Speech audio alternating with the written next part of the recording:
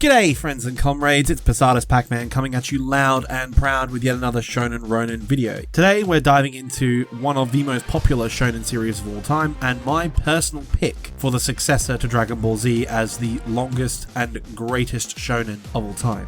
Ladies and gentlemen, today we're going to be talking about My Hero Academia. Now I've already done a review on this one, and my friends here at Shonen Ronin are avid fans of both the manga and the show, so it was inevitable that we're going to do this. And of course, we're going to be upholding the party line, which is of course that Comrade Stain did nothing wrong. So, with that opening out of the way, let's get to explaining why. Murder is beyond human judgment. For that, you have to turn to a concept greater than us, evil in the mask. When is it permissible to murder someone? This is a question most people don't often ask, even though it is vital to how we live our lives. A strange conclusion to be sure, but here is how. Most people just inherit their view on this subject from society at large, which is to say that the killing of another is only lawful and just in self-defense, or in wartime, which is often framed as self-defense on a large scale. This even applies to the police as well. In all these cases, it's technically not murder, as murder is only the unlawful and premeditated killing of another. An interesting fact is, though, that both crimes of passion and some mental health cases where it's determined that a person didn't have full control of their cognitive facilities at the time of the killing occupy a somewhat grey zone, where it's still considered a crime but not murder. However, seemingly, for the most part, this is what the modern man has determined is moral when it comes to killing another, and the rule we shaped our laws around. It is only permissible to kill when one has no other choice in doing so for their own survival. Today, however, we're going to challenge that notion. What is it that you admire most in this world? We all usually have at least one thing we can think of that inspires awe in us. Nature, God, coffee, alcohol. Look, the list is absolutely fucking endless. The feeling I'm trying to get at, it's, of course, reverence.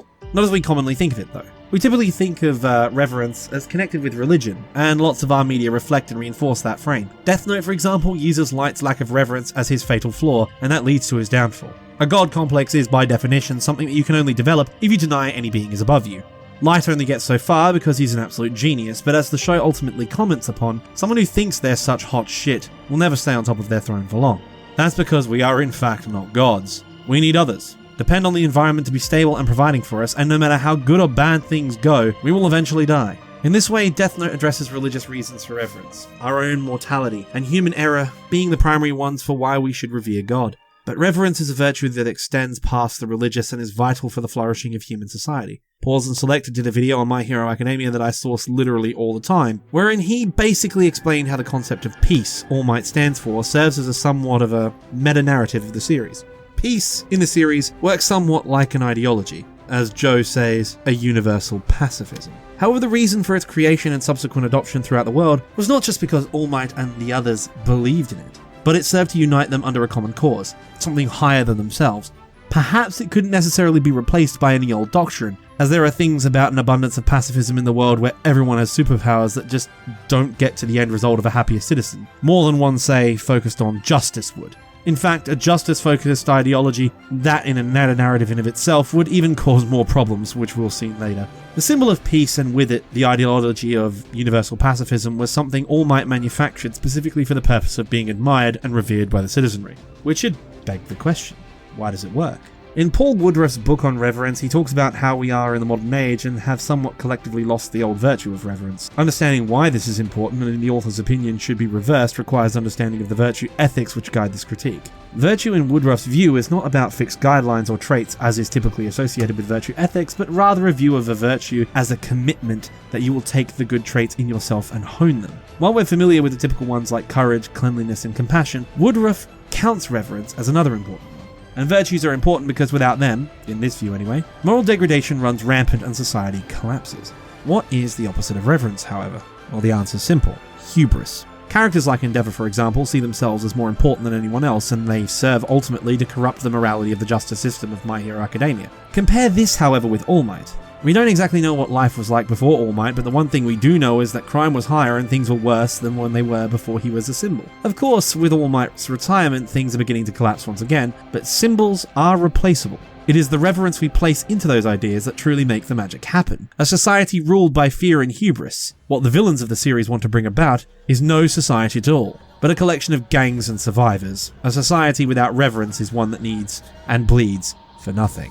And right now, in the story, the conditions are right for the villains to rise up as the moral degradation that was caused by the apathy of All Might's reign accelerates. Talking about accelerationism is my favourite thing. Watching shit hit the fan, I'm telling you now, it's only got one ending, and it's good for us Posadists. Anyway, that's just my aside.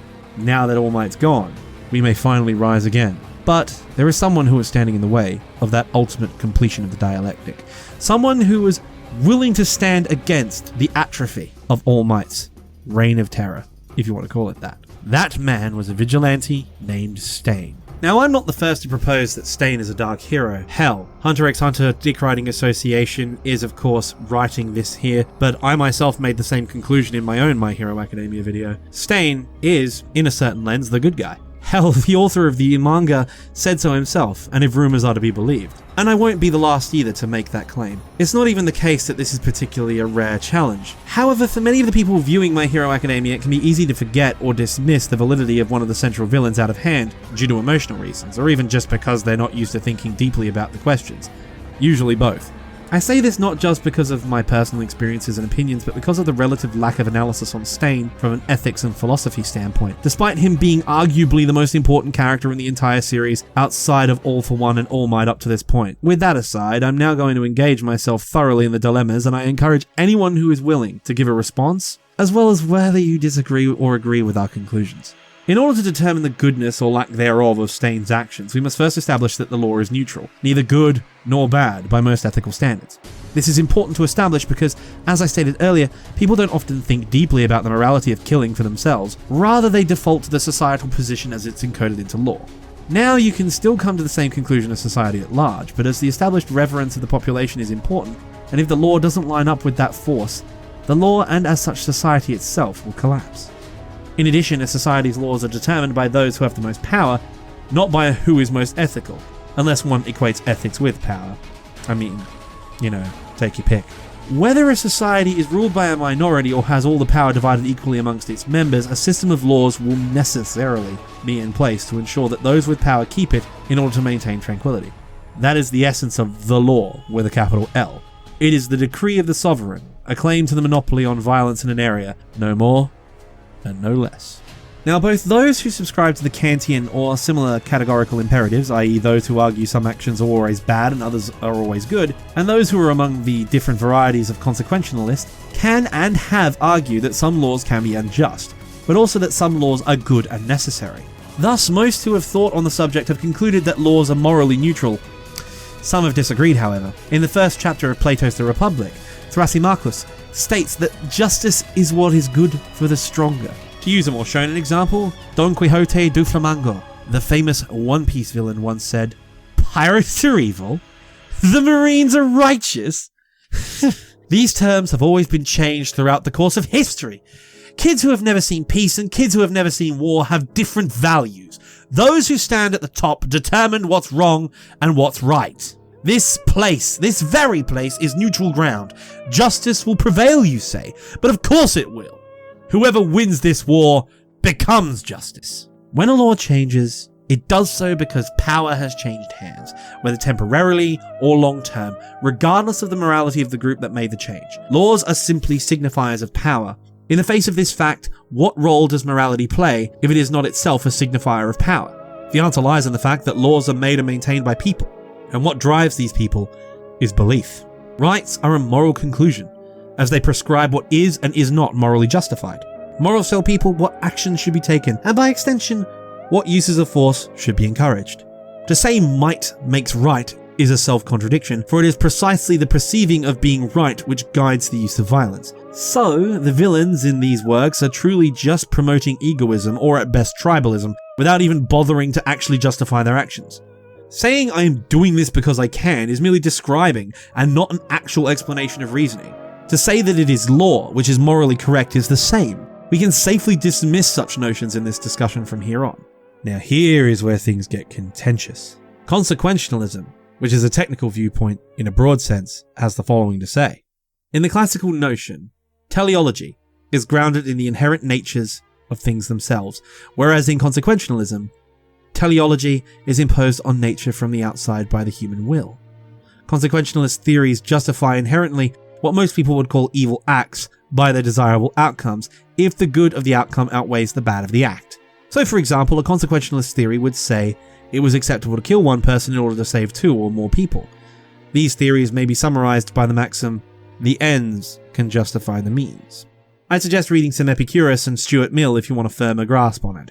But with that in mind, we can say that any action which has good consequences can be considered morally good, and in this case, those can be described as actions which increase pleasure for the most or greatest number of people. While some may contend that intentions are equally, if not more so, important as consequences, considering we are talking about Stain, a fictional character whose inner thoughts and almost entire background we can know, who, by all accounts, had the best of intentions.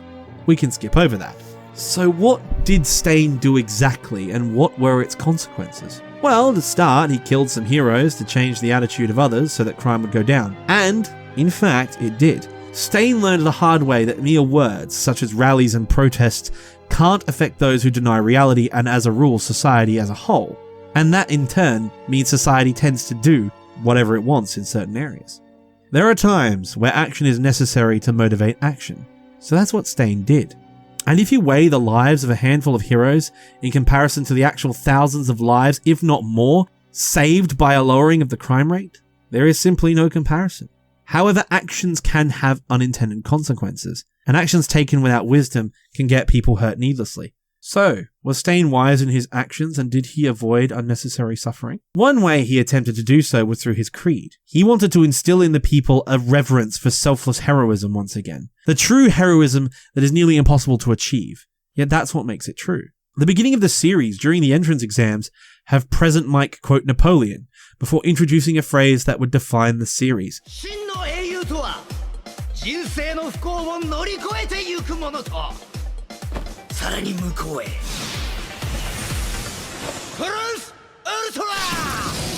That quote was, true heroism consists of being superior to the ills of life. Stain didn't care if he was considered a perfectionist or an extremist because he believed in that plus ultra message. And his conviction was such that if you could not match it, he would stain himself with your blood, leaving only true heroes in his wake.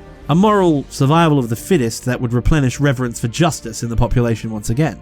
Stain was able to have such a drastic impact on the world because he had rules to his action, a method to his madness, and he stood by it. He never harmed any true heroes unless he absolutely had to when they tried to capture him. He never harmed innocents, and all of this is on top of taking down villains as well. So why was Stain the villain? Well, there are two main reasons for this. As I stated earlier, most people default to the societal notion that the law is more or less morality, and killing for a cause not sanctioned by the government is wrong. Even though, as I hope I have shown throughout this video, there are plenty of times when that is not the case, if it even is, to be honest. The second reason is that even ignoring the law aspect, most people don't like, ironically enough, the consequences of looking things from a consequentialist angle, because it can be very emotional. Humans have a tendency to care more about individual people suffering than a large number of people suffering. As emotional creatures who have evolved to believe what's good for my tribe is good and what's bad for my tribe is bad, and seeing how it's much easier categorizing one person as part of your tribe in your head than it is even a few hundred, let alone a few thousand or even a few million. An ethical system that results in a few sacrifices have to be made for the good of the whole is gonna sound morally questionable to people who don't think it through. However, even consequentialists have their own issues with Stain. Stain's biggest failure is something that actually helps strengthen the messages of his arc, and that can be seen in the problem he had with his creed. It was too individual focused and unscientific. Stain failed to look at the material conditions and shape an ideology that could get his desired outcome. All Might, however, did exactly that. Instead, Stain only insisted on asserting his values onto the masses with fear. Despite his undeniable short-term success in the long term, he only served to radicalize the different groups of society rather than unite them together. He inspired both the main heroes and the main villains, making the inevitable class conflict even bigger and more destructive. And while it could be argued that what Stain was doing wasn't entirely morally wrong, where he fails in our opinion was that he could never do enough as a single correcting force to try and fix what is in reality a societal issue. Even All Might, who has single-handedly changed society, has left a huge vacuum when he finally fell. Systemic problems need systemic solutions. Change doesn't come about because of the thoughts in people's heads, only through resolving contradictions. To quote the late Buck Fuller, you never change things by fighting against the existing reality. To change something, you build a new model that makes the old model obsolete. That is why us Marxists oppose individualism, and it's why we have a strong case both for and against the hero and villain known as Stain. Thanks for watching, guys. Please like and subscribe. I know I said that at the start of the video, but I'm saying it at the end as well. And, of course, subscribe to me too, Posadas Pac-Man. My link will be in the description and in the lovely annotation on this video. I'm over 1,000 subs now, so I guess I'm qualified in the big leagues. I have semi-regular uploads, so I'd be happy to see you on my channel. This has been Shonen Ronin. Myself, Posadas Pac-Man, the writing of Hunter x Hunter Dick Writing Association, and the wonderful editing of Calliope and Blue. You have a lovely night, day, or morning, wherever you are.